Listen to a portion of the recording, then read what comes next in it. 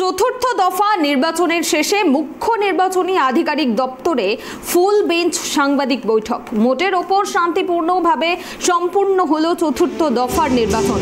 ভারতবর্ষের লোকসভা নির্বাচনের ইতিহাসে এই প্রথম হাজার কোম্পানি কেন্দ্রীয় বাহিনী দিয়ে ভোট হতে চলেছে এবং প্রথম দফা, দ্বিতীয় দফা ও তৃতীয় দফা নির্বাচনের পর চতুর্থ দফার নির্বাচনও মোটের ওপর শান্তিপূর্ণভাবেই হলো।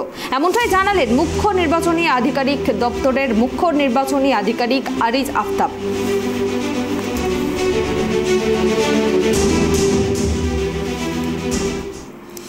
আজকে সম্পূর্ণ হলো চতুর্থ দফার লোকসভা নির্বাচন এবং বাংলায় মোট ৮টা লোকসভা আসনে আজকে ভোট হয়েছে।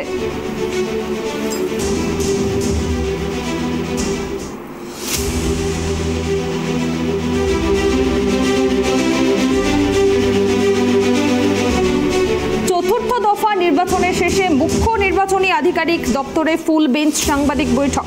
মোটের ওপর শান্তিপূর্ণভাবেই সম্পূর্ণ হলো চতুর্থ দফার নির্বাচন। ভারতবর্ষের লোকসভা নির্বাচনের ইতিহাসে এই প্রথম হাজার কোম্পানি কেন্দ্রীয় বাহিনী দিয়ে ভোট হলো এবং প্রথম দফা, দ্বিতীয় দফা ও তৃতীয় দফা নির্বাচনের পর চতুর্থ দফার নির্বাচনও মোটের ওপর শান্তিপূর্ণভাবেই হলো। এমনটাই জানিয়েছেন মুখ্য নির্বাচনী আধিকারিক দপ্তরের মুখ্য নির্বাচনী আধিকারিক আরিজ আফতাব।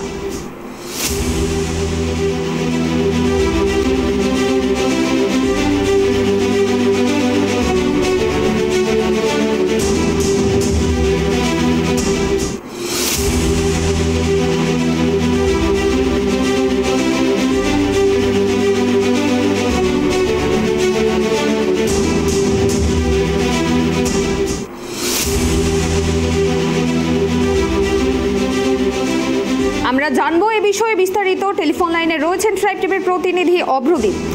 অভ্রদীপ, আজকে সম্পূর্ণ হলো চতুর্থ দফার লোকসভার নির্বাচন। আজকে কিভাবে সম্পূর্ণ হয়েছে এই নির্বাচন, এ বিষয়ে কি জানিয়েছেন মুখ্য নির্বাচনী আধিকারিক? চতুর্থ দফার নির্বাচন থেকে মুখ্য নির্বাচনী আধিকারিকের দপ্তরে দুই বেঞ্চ সাংবাদিক সম্মেলনে ছিলেন।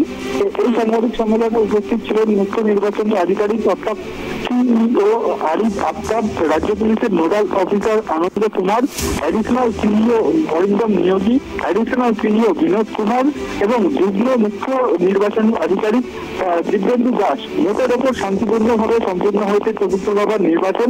ভারতবর্ষে এই প্রথম ভারতবর্ষের লোকসভা নির্বাচনের ইতিহাসে এই প্রথম হাজারো কোম্পানি কেন্দ্রীয় বাহিনী দিয়ে ভোট হতে চলেছে এই পশ্চিমবঙ্গে।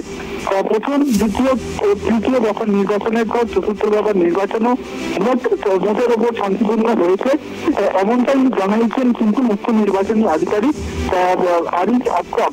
তবে যদি লক্ষ্য করা যায়, তিন দফার নির্বাচন যেভাবে একেবারে শান্তিপূর্ণ হয়েছিল, সেই ক্ষেত্রে চতুর্থ দফার নির্বাচন সম্পূর্ণভাবে যে শান্তিপূর্ণ হয়েছে সেটা বলা যাবে না। কিন্তু ভোটের আগে চট্টগ্রামে তৃণমূল কর্মী খুন, ভোটের দিন প্রভাবকে সিপিএম কর্মীর মাথা ফাটা, ভোটের দিন দিলীপ ঘোষের গাড়ি ভাঙচুর থেকে শুরু করে বিক্ষিপ্ত একাধিক ঘটনা ঘটেছে চতুর্থ দফায়।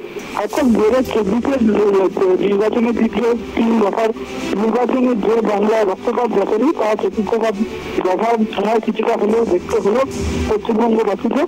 এই বিষয়ে মুখ্য নির্বাচনী আধিকারিককে প্রশ্ন করা হলে তিনি যেটা জানিয়েছেন যে এই বিষয়ে জানিয়েছেন যে চতুর্থ দফার নির্বাচন যেহেতু বেশি লোকসভায় কেন্দ্রীয় ভোট গ্রহণ ছিল, সেখানে বিক্ষিপ্ত কিছু ঘটনা ঘটেছে। তবে এখানে প্রশ্ন উঠছে যে পঞ্চম, ষষ্ঠ এবং সপ্তম এই যে বাকি তিনটে কথা রয়েছে, তাহলে কিভাবে নির্বাচন কমিশন পরবর্তী পদক্ষেপ নেবে এই বিষয়ে জানা যাচ্ছে যে পঞ্চম ও ষষ্ঠ দফার নির্বাচনে কেন্দ্রীয় বাহিনীর উপরে জোর দেওয়া হচ্ছে। পঞ্চম দফায় 762 কোম্পানি কেন্দ্রীয় বাহিনী মোতায়েন করা হবে পশ্চিমবঙ্গে এবং ষষ্ঠ দফায় 1020 কোম্পানি কেন্দ্রীয় বাহিনী কিন্তু মোতায়েন করা হতে চলেছে, তেমনটাই কিন্তু নির্বাচন কমিশন জানাচ্ছে।